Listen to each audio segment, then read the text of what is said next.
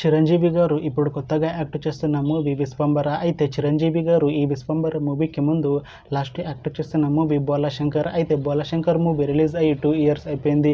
అయితే బోలాశంకర్ మూవీతో చిరంజీవి గారికి ఒక మంచి హిట్ వచ్చింది. అయితే చిరంజీవి గారు బోలాశంకర్ మూవీ రిలీజ్ తర్వాత 2 ఇయర్స్ టైం గ్యాప్ తీసుకొని ఇప్పుడు మళ్ళీ ఈ విశ్వంబర మూవీలో యాక్ట్ చేస్తున్నారు చిరంజీవి గారు.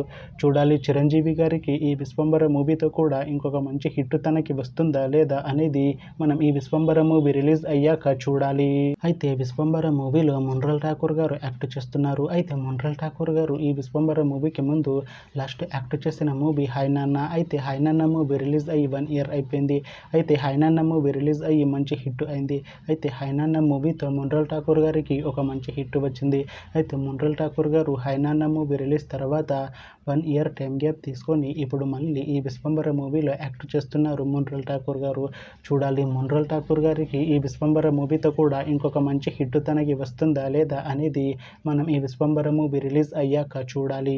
అయితే విశ్వంబర మూవీ టీం ఈ మధ్య ఒక చిన్న టీజర్ని అలానే ఒక పాటని విడుదల చేసింది. అయితే వాటికి మంచి రెస్పాన్స్ వచ్చింది.